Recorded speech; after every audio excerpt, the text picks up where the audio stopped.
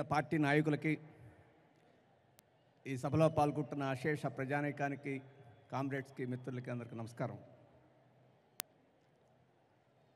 నేను ఈరోజు టోపీ పెట్టాను, ఆ తర్వాత ఇప్పుడు తలపాగా చుట్టాను. ఈ తలపాగా మాత్రం తెలంగాణ ప్రజలు, ఆంధ్ర ప్రజలు, భారత ప్రజల కోసం అంకితమైన తలపాగా. ఇది అమెరికాకి అంకితమైన తలపాగా కాదు. ఎందుకంటే మోడీ గారు కూడా తలపాగా పెడుతుంటాడు, కానీ ఆ పాగా మాత్రం ఒబామాకి అంకితం, అది భారతదేశానికి అంకితం కాదు. అందుకనే ఈ దేశానికి, ఈ ప్రజలకి అంకితమైన కమ్యూనిస్టులే నిజమైన దేశభక్తులు. దేశభక్తి గురించి బీజేపీ వాళ్ళు మాట్లాడుతుంటారు, దేశభక్తి గురించి బీజేపీ వాళ్ళు మాట్లాడుతుంటారు. ఈ మధ్య అమెరికా ఒబామా భారతదేశం వచ్చినప్పుడు రిపబ్లిక్ డే రోజుకు ముందు అమెరికాతోటి మోడీ గారు ఒప్పందం చేసుకున్నారు. ఏం ఒప్పందం?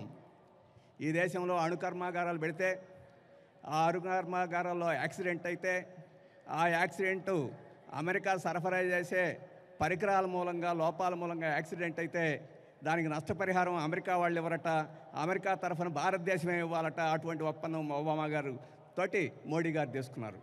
అంటే భారతదేశ ప్రజలు చనిపోతే, ఆ చనిపోవడానికి అమెరికా కారణమైతే అమెరికా నుంచి నష్టపరిహారం వసూలు చేస్తానని చెప్పనేవాడు దేశభక్తుడు తప్ప, అమెరికా తరఫున నేనే కడతానని చెప్పేవాడు దేశద్రోహి అని చెప్పేసి నేను చెప్పదలుచుకున్నాను. మొదటి నుంచి దేశం కోసం, ప్రజల కోసం ప్రాణాలు ఇచ్చే పార్టీ కమ్యూనిస్టులు.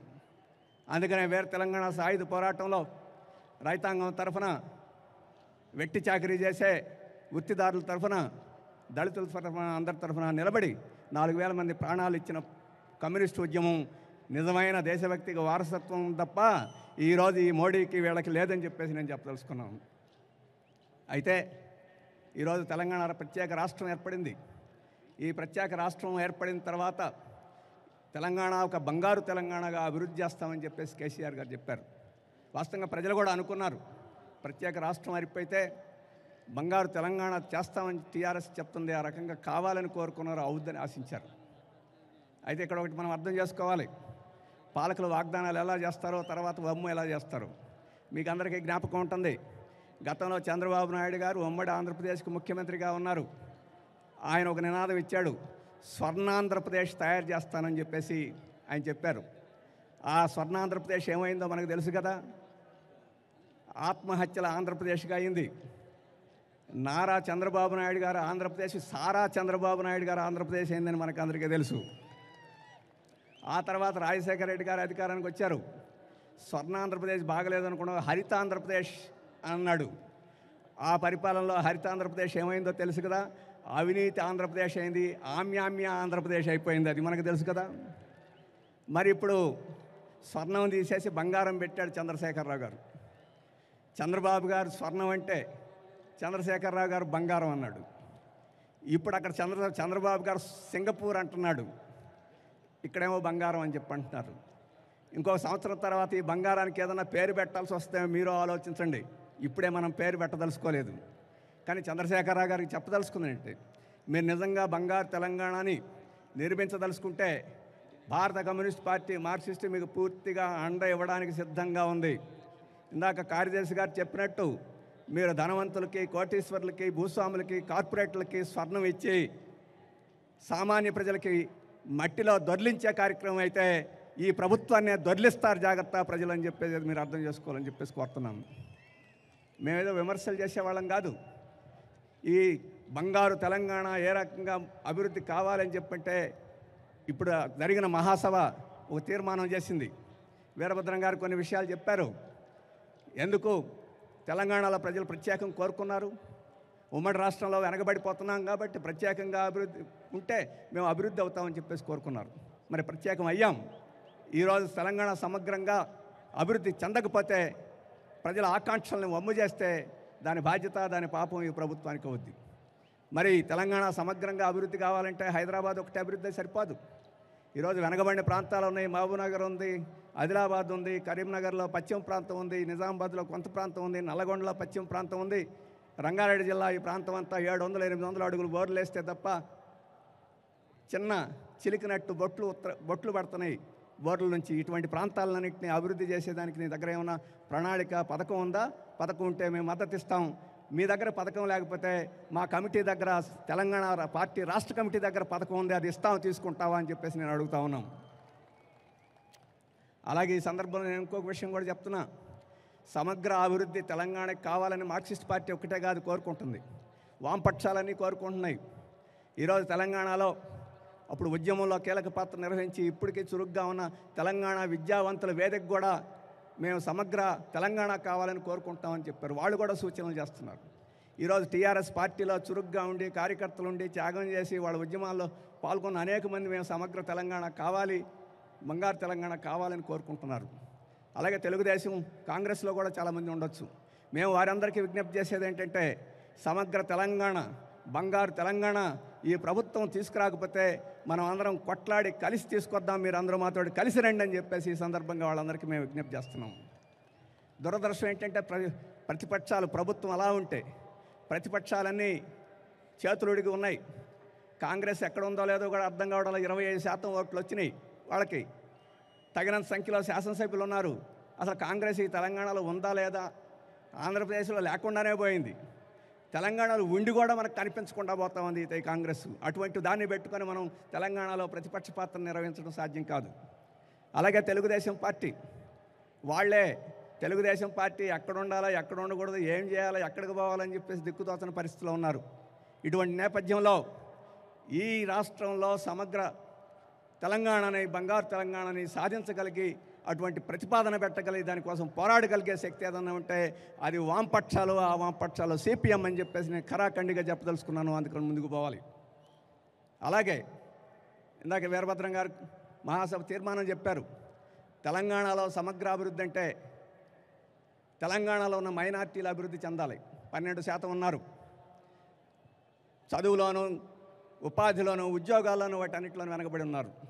తెలంగాణ సామాజికంగా సమగ్రంగా అభివృద్ధి కావడం అంటే విస్తారంగా ఉన్న ఆదిలాబాద్ నుంచి ఖమ్మం దాకా ఉన్న కొండ ప్రాంత గిరిజనులు ఉన్నారు, వాళ్ళందరూ అభివృద్ధి కావాలి.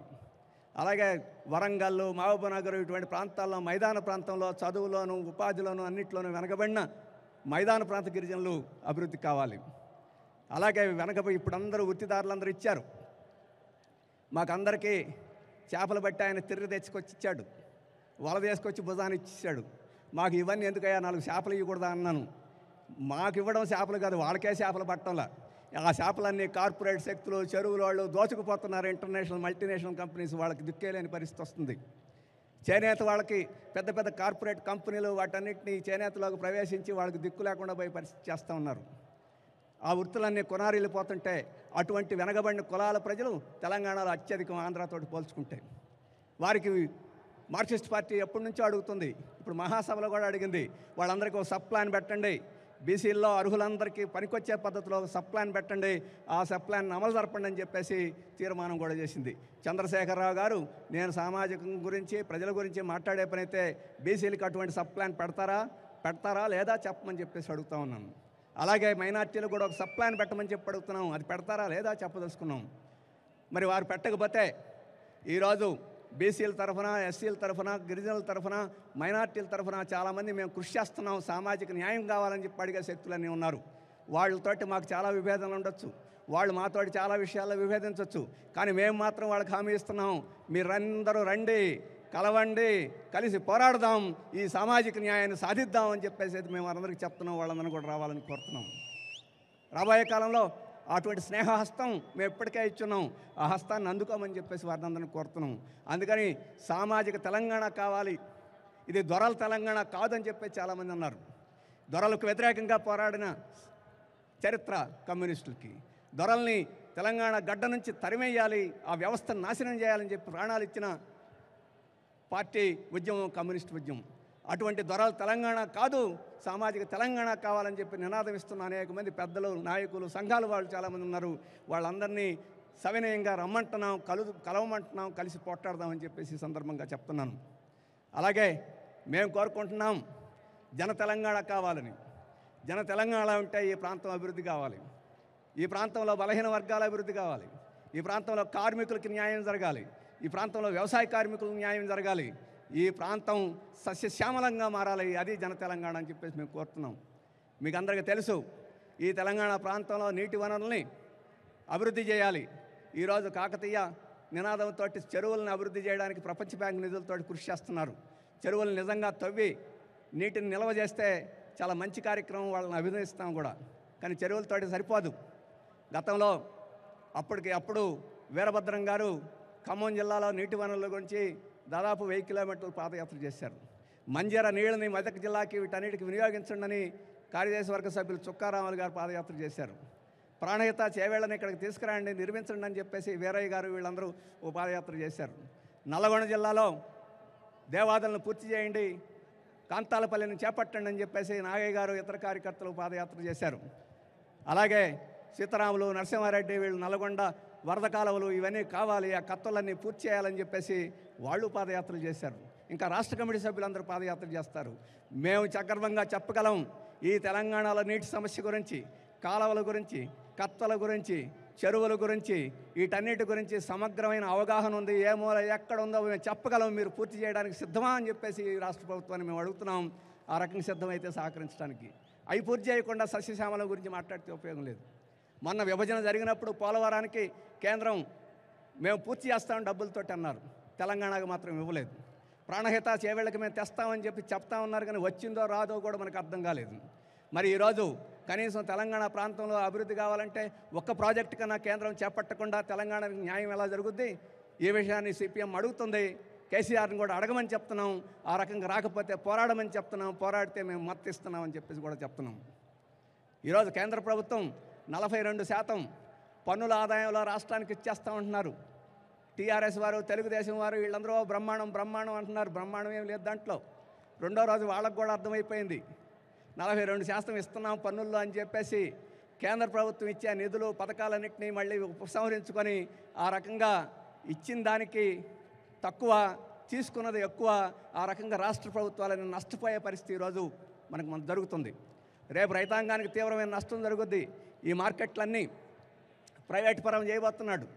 ఫుడ్ కార్పొరేషన్ ఆఫ్ ఇండియాని ఈ కొనుగోలు లేకుండా చేయబోతున్నాడు. లెవీ అనేది తగ్గించేసాడు. ఇక లెవీ కొనమని చెప్పేసి కేంద్ర ప్రభుత్వం చెప్పింది. ఇంతకుముందు 75% కొంటే ఇప్పుడు 25% కూడా కొనమని చెప్తుంది. అసలు ఈ కేంద్ర బడ్జెట్లో దళితులకి చాలా అన్యాయం జరిగింది. మరి ఇవన్నీ ఈరోజు రాష్ట్రానికి నష్టం జరుగుతుంటే ఈ టీఆర్ఎస్ ప్రభుత్వం ఆ నష్టాన్ని భర్తీ చేసేదానికి పోరాడాలి, ఎదురు తిరగాలి. మేమందరం సహకారం చేయడానికి సిద్ధంగా ఉన్నామని చెప్పేసి కూడా చెప్తున్నాం. అందుకని మీకు అందరికీ విజ్ఞప్తి చేసేది, కార్మికులు కనీస వేతనాల కోసం, వ్యవసాయ కార్మికులు ఉపాధి కోసం, రైతాంగం గిట్టుబాటు ధర, విత్తనాలు, ఎరువులు వీటన్నిటి కోసం, మధ్యతరగతి ప్రజలు ఈరోజు ధరలు పెరిగిపోతున్నాయి. ఆ ధరల పెరుగుదల నుంచి వాళ్ళు రక్షించుకోవడం కోసం ఈరోజు గ్యాస్ మీద, కిరోసిన్ మీద, వీటన్నిటి మీద సబ్సిడీలు తొలగిస్తున్నారు. వీటన్నిటి మీద ఈరోజు పోరాటానికి సిద్ధమవుతున్నారు. అటువంటి పోరాటాలకు నాయకత్వం మనం వహించాలి. అటువంటి పోరాటాలను ముందుంచి నడపాలి. అటువంటి పోరాటానికి కలిసి వచ్చే వాళ్ళందరినీ, శక్తులందరినీ మనం కలుపుకోవాలని చెప్పేసి మహాసభ ఇచ్చిన తీర్మానం. అందుకనే వీర తెలంగాణ సాయుధ పోరాట వారసత్వం మనకుంది, ఆ ఉత్తేజం మనకుంది. అటువంటి ఉత్తేజంతో రాబోయే కాలంలో తెలంగాణ రాష్ట్రంలో ఈ కాంగ్రెస్, తెలుగుదేశం, బీజేపీ, టీఆర్ఎస్ ఇటువంటి భూస్వామి పార్టీలకు ప్రత్యామ్నాయంగా వామపక్ష ప్రజాతంత్ర శక్తులన్నింటినీ కూడగట్టి మేమే మీకు ప్రత్యామ్నాయం, మేమే ప్రజలకి అండ, మేమే ప్రజల తరఫున నిలబడిపోతామని చెప్పేసి ముందుకు రావాల్సిన తరుణం ఇది. ఆ తరుణానికి మీరందరూ సిద్ధం కావాలని చెప్పేసి ఆ రకంగా మార్క్సిస్ట్ పార్టీకి బలపరచడానికి, అండివ్వడానికి మీరు నిరంతరం కృషి చేయాలని చెప్పేసి మీకు అందరికీ విజ్ఞప్తి చేస్తూ నాకు ఈ అవకాశం ఇచ్చినందుకు ధన్యవాదాలు తెలియజేసుకుంటూ సెలవు. నమస్కారం.